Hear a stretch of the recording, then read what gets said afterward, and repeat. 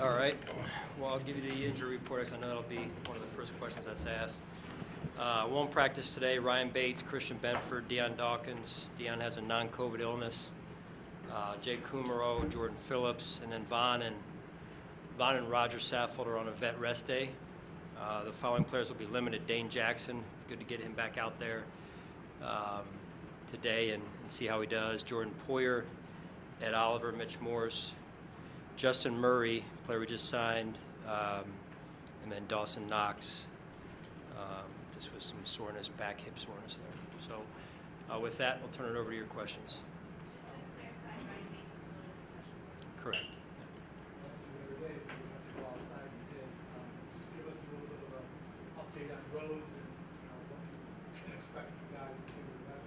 Yeah, a lot of experience overall there, and you know, on our practice squad, the same. It's kind of the new look practice squads these days compared to what they used to be, right? So experienced players, played a lot of football, ball production. You know, smart veteran player. Came in the other day, did a good job, and we're looking forward to seeing him on the field today. Yeah, he'll be limited today. He'll do some individual, and we'll see what he can do from there.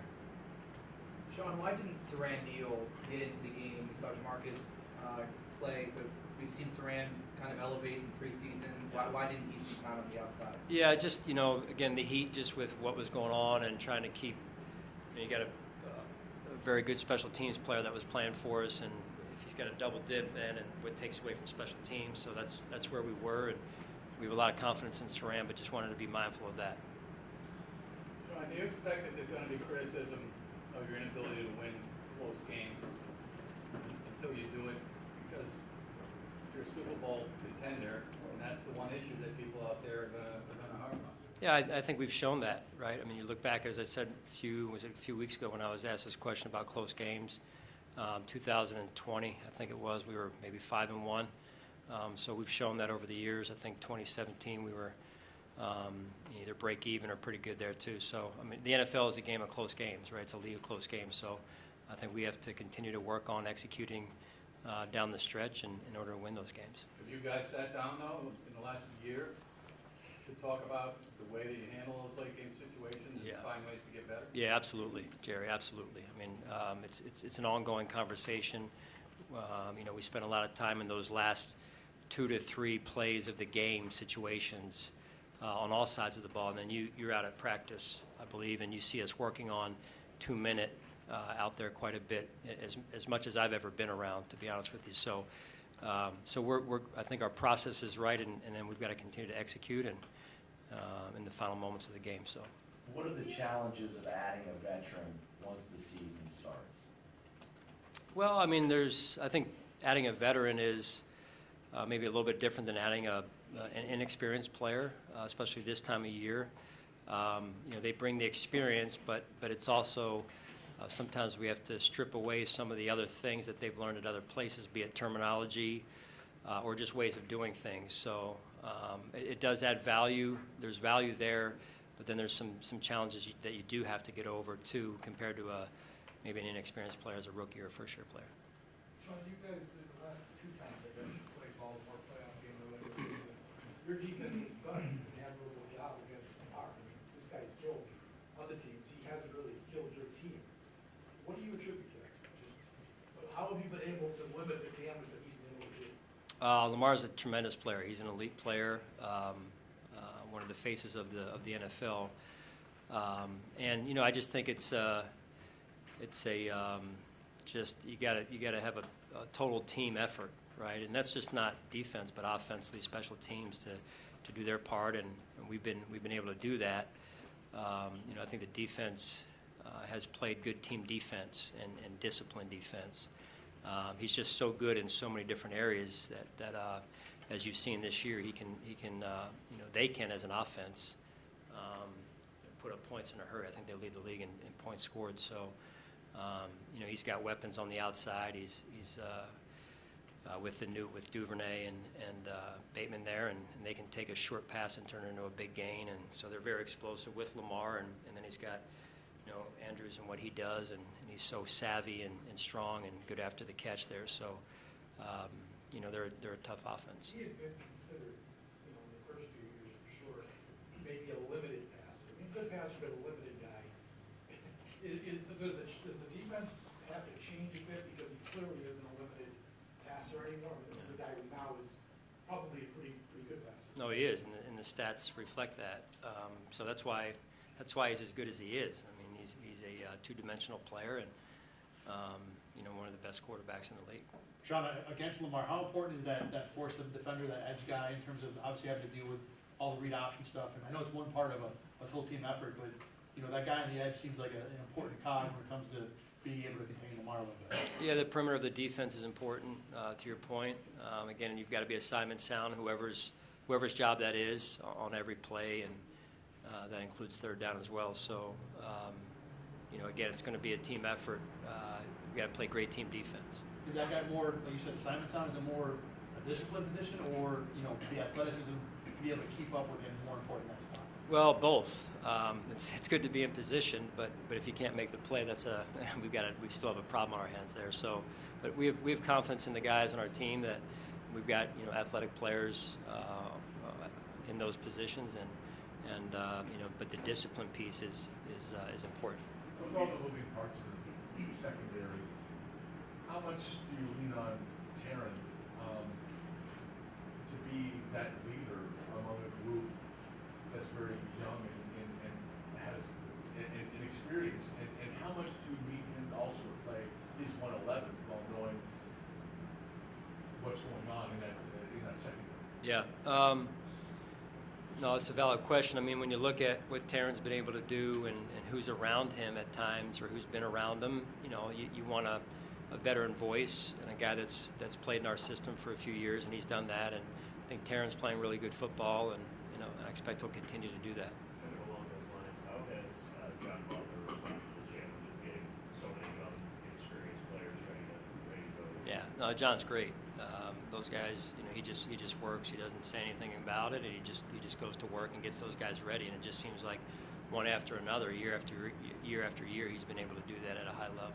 What is, in your mind, the biggest challenge when you have so many inexperienced players? It's not just one or two. It's in some ways an entire secondary with the exclusion of Taryn. So, what is that biggest challenge?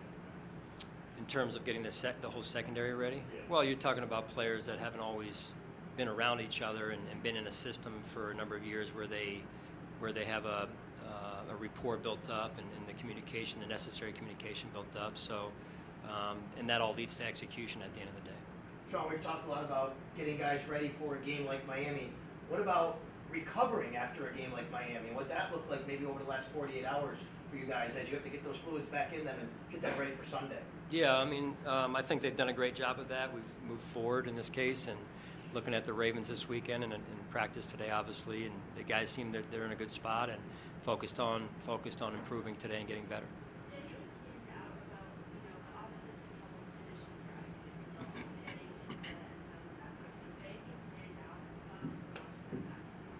Well, I think it goes back to, again, a little bit of Jerry's question earlier about, the games come down.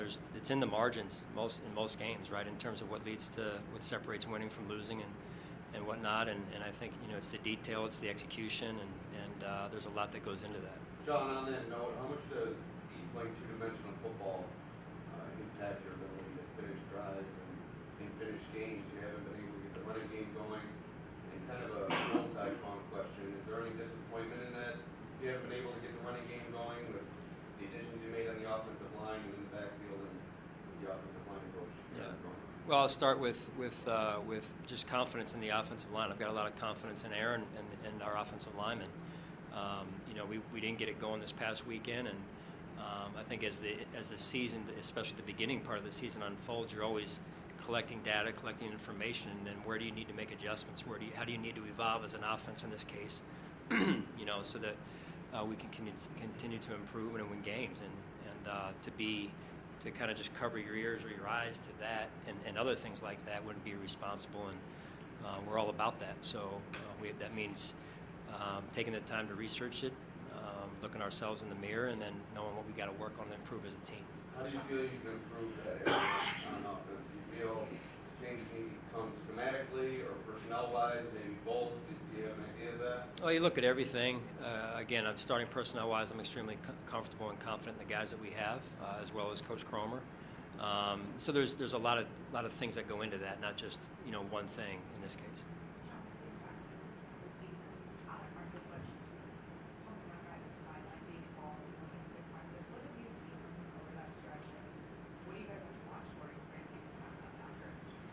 Yeah, I mean, that was a significant situation there.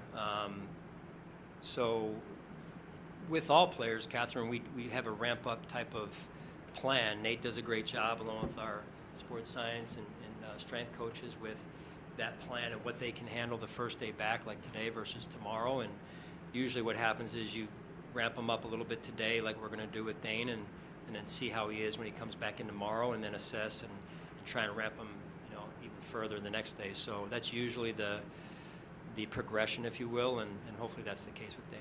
Sean, I'm saying, just watching tape on Lamar and knowing that you have Josh, bring back any memories of the process you had to go through in 2018 to find the right quarterback, and knowing that these two are the standouts of that class? I mean, you look at what Josh has been able to do, and then you look at Lamar's game, and they're a little bit different in terms of their strengths maybe, and but just it's good for the league. I mean, these are two young quarterbacks that play at such a high level. They give you headaches. They're hard to stop because of they're multidimensional and what they do and how they can do it. And so a lot of respect, I'm sure, around the league for Josh, and of course we love Josh, and a lot of respect for Lamar in this case too. Could you, every season has their adversity and how you handle it. What is your message to the team amidst all these injuries, amidst Hyde going down? What is the message to the team? Yeah, I think our environment is the key piece of this, right? Like what's in the environment, and right now we're focused on minimizing distractions and maximizing performance, and I think that's the key. Is we have to focus on improving our football team on a day-to-day basis and doing everything possible to do our jobs at a higher level so we get the necessary execution. And in order to do that, you've got to make sure that your mind is in the right spot and that you're minimizing those distractions, like I said. The question now is, have you gotten a sense of Jordan Phillips' timeline in a general sense, whether it's more day-to-day or week-to-week? Yeah, I don't really. I don't think it's going to happen this week, Jay, and I'm feeling like it's a little bit more week to week. I'm hopeful for next week, but we'll see where it goes. Of course, you prefer to have him on the field, but does Micah just kind of become an additional coach at this point? I mean, we saw him on the sideline against the Dolphins. Is that going to be his role moving forward? We'll see. We're going to take that one day at a time. Also, I could tell you this: he would always be welcome. I give him a whistle. I've joked with him about that a couple of days ago, but. He'd make a very good coach if he'd ever want to embrace that role. We'll see. Can you just talk about your disappointment for Christian Benford? He really broke onto the scene, sees the opportunity, and on top of that, just how does a rookie rebound from an injury like this, gaining such momentum and having to kind of take a break and come back? Yeah, that's it's a shame that it had happened, but that's life in the NFL, and he was off to a really good start, and so there'll be a process, as I mentioned earlier, bringing him back. He had the surgery yesterday. I think it was yesterday, right? I'm losing track of days, but he had the surgery yesterday, and it went well. And now it's about how do we get him back as quickly as possible, but also as safely, more importantly, as possible. So we have a plan in place for that. And again, our medical staff, our training staff, our sports science and strength and conditioning coaches do a great job with that. How do you think he handles it mentally, though? Like mentally. As a rookie, you gain all that momentum, and then the disappointment, and then just revamping that in your mind and moving on. Yeah, that's we talk a lot about that, and I'm kind of chuckling because that's a real thing, especially for a young player who has never played in this league up until this season, and then on top of that hasn't been hurt in the league. Some of these players may have been hurt in college, but being hurt in the NFL, going through that for your first time there's a mental component to that. So. Again, confident in the people that we have downstairs to help him through that the best that they can, and he can. Hey, Sean, one of our meteorologists came up to me last night and just said monsoon in Baltimore on Sunday. I know you guys pay attention to the forecast.